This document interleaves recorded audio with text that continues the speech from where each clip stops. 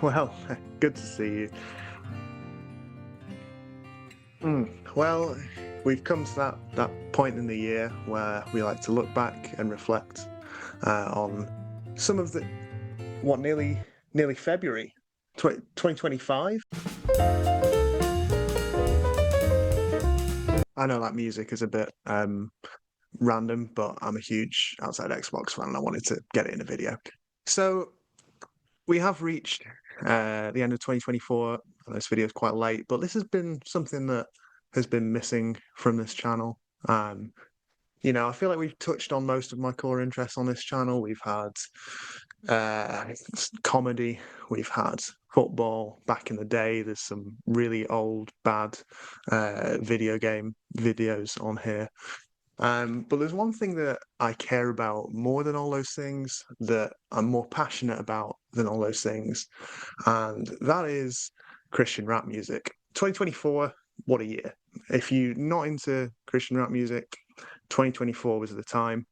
So I just want to talk about it because I love Christian rap music and I'm passionate about it and I want to talk about it. And maybe I can introduce you to some new Christian rap music as well. If you're not a Christian, then appreciate you sticking around. There's definitely some really great music for you here. You don't have to be a Christian to enjoy a lot of this music, 'cause it's just really good music. If you are a Christian, then you've got that to look forward to, but you've also got some really great stuff. I've been so blessed spiritually to have Christian rap music to listen to over the years. Let us go to let's shout out J-Way. I'm putting J-Way in the good project category because I don't think it's really a rap album. Um, there's two or three projects on here actually that I was introduced through a YouTube video. I think it's Luke Damasio on B Plus's channel. One of the ones he shouted out was this album by J-Way. What an album! I think it's probably, if it was just albums of the year, I think this is probably second for me. Is that good? I'd never heard of the guy before. Fantastic project. But yeah, it's a real variety mix. I wouldn't call it necessarily a rap album, so this is more for rap music, so that's why I'm putting it down here. But it's probably my second favorite album of this year. Really great project, and if you're into rap music, you're almost certainly going to like that. Let's talk about Bodega 2, DJ Michael V and 95. I mean, that is one of the albums of the year. I could have told you it was going to be one of the albums of the year before it came out. But the original Bodega is an incredible project. I'd say the standout tracks for me. I mean, it's difficult to say because it's such a great project, and he's done such amazing work with this album as well. It's a bit small here. Can I make this bigger? Can I get rid of this? Oh, look at me go. But it's got everybody on it, right? It's got like the new school. It's got Abel is on here. A really big fan of Abel, Big Breeze, Caleb Mitchell, Selah is on here. R Swift, classic, old school on here. C4, as I've mentioned. This song, okay. You've got Lecrae, who's my goat in terms of like legacy and what he's done for the genre. I know like people that have been into CHH, a Christian rap longer than me, might have, earlier people, gospel gangsters or whoever back then. That's before I really got into it. So for my generation of Christian rap, Lecrae is the goat in terms of like legacy and what he's done. And then you've got like my goat in terms of just talent as a rapper, Jay Monty. If I get to recommend one Christian rapper to anybody, it would be Jay Monty. The guy's crazy. And so this song, and Lecrae is probably one of Lecrae's best verses for a number of years on this track as well. So, and Jay Monty always goes crazy. So yeah, I would say this is definitely a standout. Fall of Rome. Blam, Stephen Malcolm. I've not heard a song like this in CHH, in Christian rap. CHH, if you don't know, is Christian hip hop. That's kind of like a genre. I like Christian rap as a bit of a broader definition because there are Christians making music that isn't overtly Christian, and I'm fine with that, and I like it. And so, yeah, it's a bit of a broader genre. A project that maybe is more for Christians is Miles Minute, Christ Like California. Um, Miles Minute, I love Miles Minute. He is, I'd say, very, very overtly Christian with his music. Yeah, a real blessing, a very quotable rapper in terms of like lyrics that are like Christian as well. Like yeah, just stuff that pops up in your head and just reminds you and is kind of like ministers to you. Um, but he's shown on this album that he can really rap as well. I think of the song specifically. I don't know which one it is. Let's look him up. Yeah, there's a song on here which is a really emotional one where he talks about his relationship with his father. And it's like, when rappers are able to tell a story, especially an emotional story, but it's still good rap. That's a really difficult skill, and he does that really well here. And then I think the standout for me, probably More Than Sunday, and yeah, Got It Done. Pretty easy listening, I would say. Very, good driving music. Um, and yeah, good Christian message throughout. So big fan of Miles. I'm going to put him in this category. Again, I would say Holographic was a project I think came out last year or the year before, and I think I preferred it personally. But Christ Like California, really great project, and one that I don't think's got a lot of mentions in people's kind of tier lists for last year. So yeah, definitely wanted to give a shout out to Miles. Um, let's do a bit of UK. Let's do Bliss. Name's Bliss. Uh, Bliss, the guy I've been aware of for a little while. Um, he had a feature on Still Shady's project a while ago. And so he's somebody that I've kind of been keeping an eye on for a little while, and he's shown I sound really obnoxious when I say this, but like he's shown promise as if like I know what I'm talking about, or like I'm not like obviously he's way better than me. But yeah, somebody that I've been keeping an eye on, and yeah, came out with this project this year, I believe, maybe his first project, certainly first one that I've kind of been aware of, lively experience. And it was really great to see him come out with a project and it's good. So UK, again, I don't know enough about music to tell you in any greater detail than that. But um, it's, I would say, not super aggressive UK. It's not like drill, I don't think. Ooh. Don't be mad at me. Uh, what was that? There was that YouTube. There was a fantasy football YouTube channel a while ago. It might probably still happening, and he used to always put at the start of videos, "Addict, not expert." I feel like that's me. Like I listen to a lot of Christian rap. I'm a really big fan, but I don't know anything about it. So please don't take my opinions as like anything other than my opinion on music.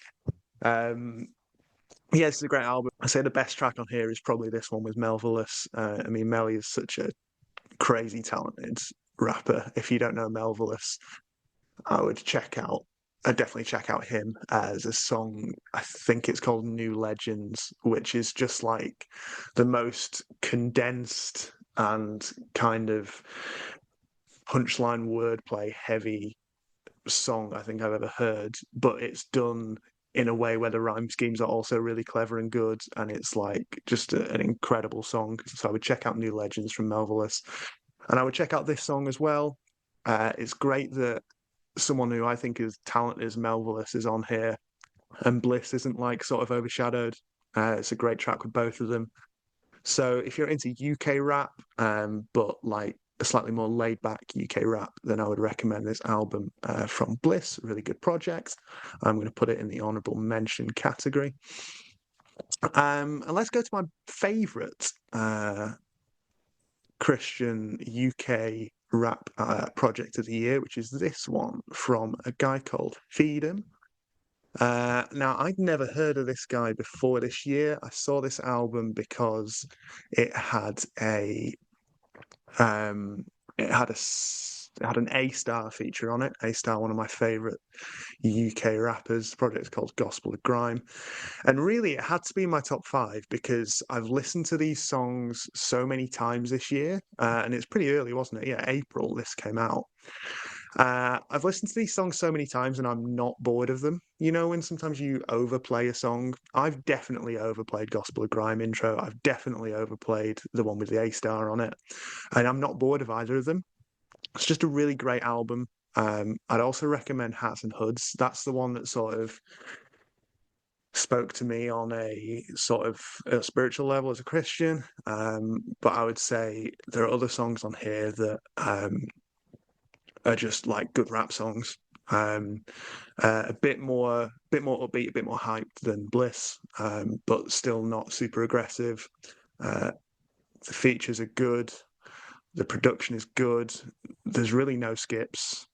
Just a great little project. And I love discovering new artists like this. And yeah, excited to see more from Feed'em. So definitely check that out. I'm going to go with this little guy here. I don't know if he's actually little.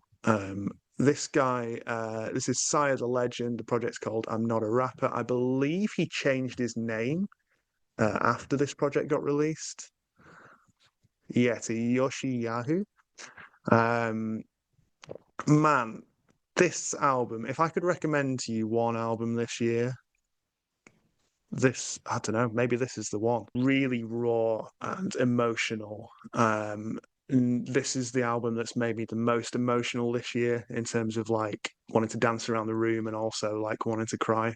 Yeah, just super raw, emotional, spirit-filled album. Super impressed with this guy. Um, a lot of the songs are he raps pretty fast, and a lot of the songs are quite hype. There's a couple of songs on here that make good gym music, I think, although I'm not the person to ask about that. I would say Point Proven, probably one of the songs of the year for me. Great voice, Ali Minju. Sorry if I'm pronouncing that incorrectly. Um, just yeah, really. I don't know who produced it. I mean, he seems like the sort of guy who would produce his own. I don't know that. But yeah, Point Proven is a great song, and it's sort of a more sort of laid back pause in the middle of what is at points a very punchy and high energy album. Can't recommend this album highly enough. So this is a guy going now by Yoshi Yahoo. I'm not a rapper. I would definitely check out Point Proven. If you want a flavor of what the album is like, then I would say Swing First is probably, or we ain't done yet, are probably the other two that will give you a real flavor of this album. But there's some really personal, emotional songs on here as well. It's kind of the complete project, to be honest. And so yeah, definitely in my top five. Let's talk about Judas. Uh, that's the name of the album. Um, yeah, Ayo Shamir, yeah, great producer of that sort of like real rap uh, side of things that I love so much. So I'm always gonna love his projects. Um, I think 48 Hours from a few years ago with Sailor and C4. Um, 48 Hours, Ayo Shamir. That's one of my favorite albums ever. And this is a great project. The reason it's in my top five is because look at the length of this thing. My goodness, it's very long. There's that 48 hours. Um, it's 18 tracks. This one's 8 minutes long, and there's no bad tracks on here. Like, how can you make that much music? It's almost an hour. It's almost an hour of like, and it's not easy listening. It's an hour of like, you know, slightly in your face at times, like bold music, and they've got all of it right. And so it had to be in my top five. And if you want real rap music in CHH, if you're not a Christian and you're looking for, are there any good rappers in Christian rap in that sphere? I would say this is a great place to start because it's going to introduce you to so many people. Proddy the Prodigals on here, C4 again, Dayton, Mickey Facts, Commissioner, Q Flow's here, Sale Corner. Like everybody's here. Riggs, don't not listen to a lot of him, but I know he's really good. Jared Sanders is on here. Like, yeah, this is a great place to start if you're already into rap music and you like real rap. I keep calling it that. I don't know if that's a good description or not. That's what I'm going to go with. Like, you'll know when you hear it.